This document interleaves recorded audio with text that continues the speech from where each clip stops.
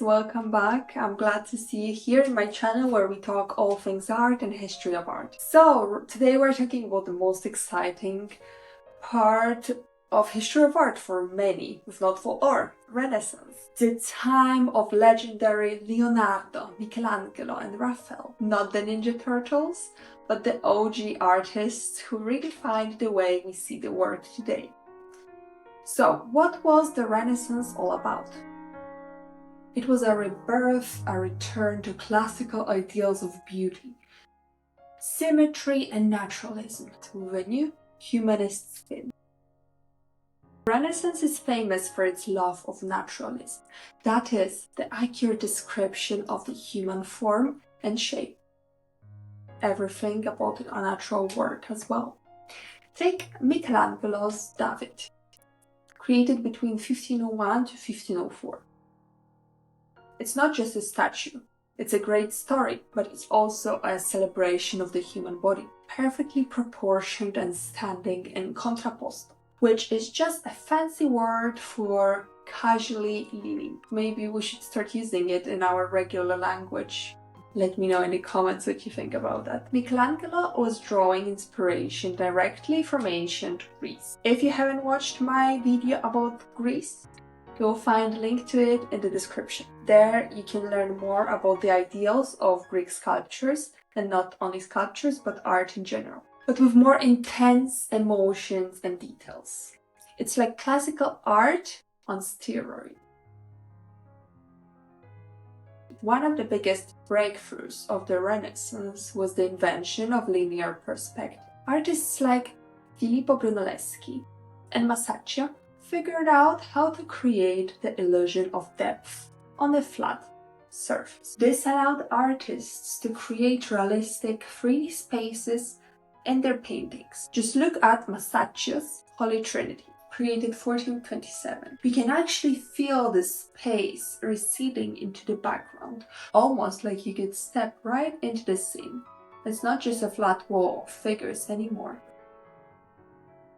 Renaissance wouldn't be a Renaissance without great Leonardo da Vinci. The dude was ingenious, right? We all know about that.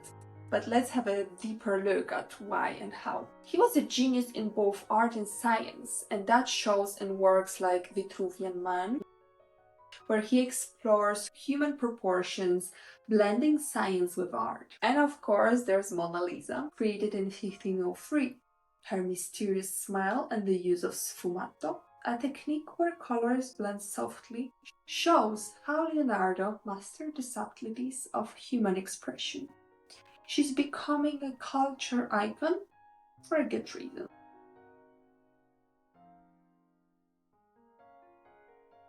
The Renaissance took inspiration from Roman ideals of symmetry, balance and geometry.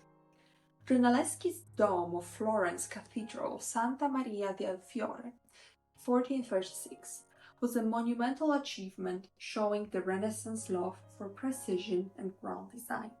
The dome was a marvel of engineering and a nod back to the Pantheon of Rome. And as a person who saw that masterpiece in real life, it's beautiful. If you think that it was created 600 years ago, it's really mind-blowing how genius those people back in the day were. Also, the name Renaissance indicates rebirth, and that is why there's so much inspiration of ancient Rome and Greece, because it's rebirth, Renaissance of not only humanism and love to human body and mind, but as well getting back to old good Roman times. There are a few ways we can categorize Renaissance into an early Renaissance that was between 14th and 1490s, focused on developing perspective and naturalism, as seen in works by Donatello and Botticelli.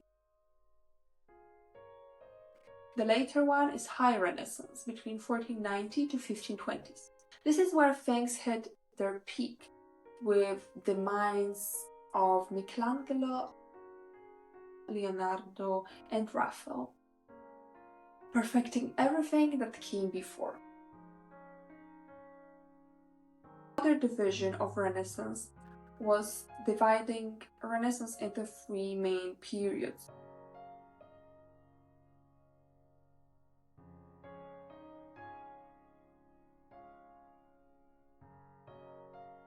Renaissance wasn't just about art and beauty, it was also about the cultural shift that placed humans, not just religion, at the center of the universe. Focus on humanity and naturalism set the stage for everything that came after, influencing not only art but also science, philosophy, and even politics. Once again, thank you for joining me and watching this chapter about Renaissance, what was going and happening in Renaissance. I hope you enjoyed it. If you have any questions, let me know in the comments.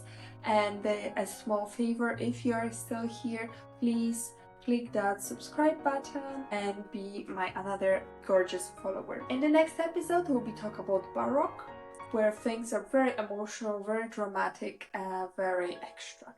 So, as always, I'll see you there.